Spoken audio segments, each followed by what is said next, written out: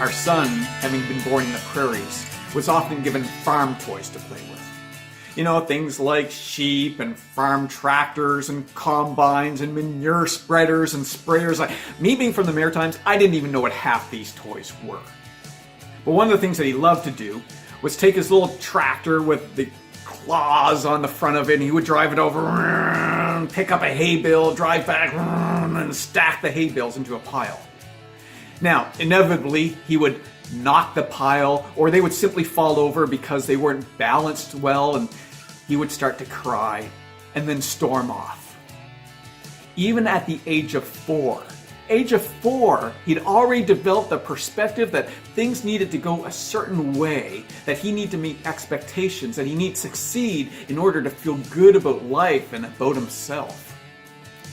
Well, instead of throwing a tantrum and storming off, we wanted our son to be able to embrace failure without it having such an emotional hold on his life.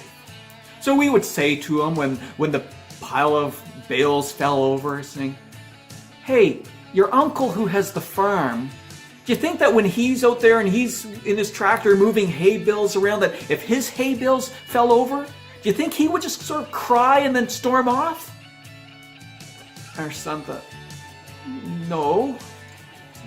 My guess is that when he's out there on the field and he's stacking hay bales, that if his hay bales fell over, he would simply go, 'Oops,' and then proceed to restack the hay bales."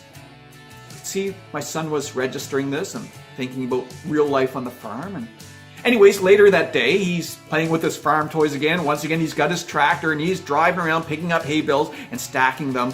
And of course, as always, the pile of hay bales fell over again.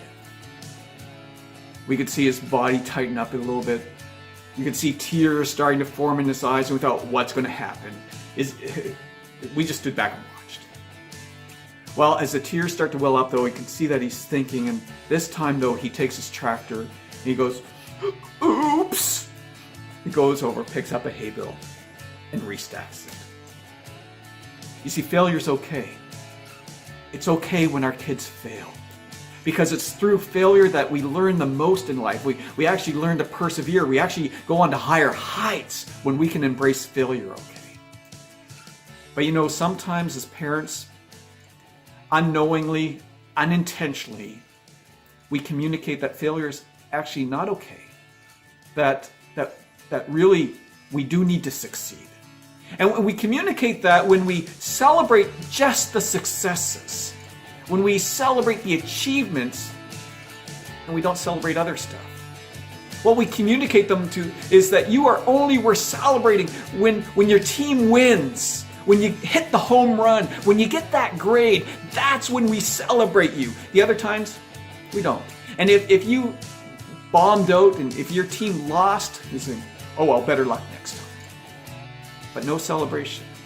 And what we communicate is that they are only worth celebrating when they achieve, when they do some accomplishment, and that accomplishment raises them to these heights.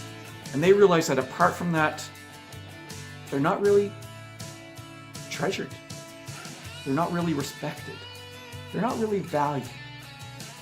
But what if we could create a culture where instead of celebrating achievement, we simply celebrated them doing their best? And the reality is they can only do their best anyways. They can't do better than their best.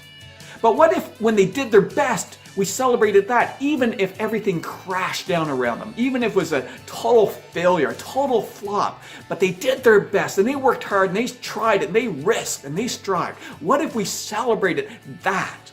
Now, that doesn't mean that if they fail morally, they do something wrong, we don't give them a consequence, we don't discipline them. Of course we do.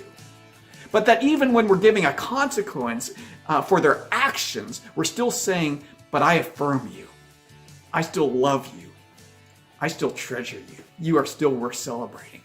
Even in the midst of their failure.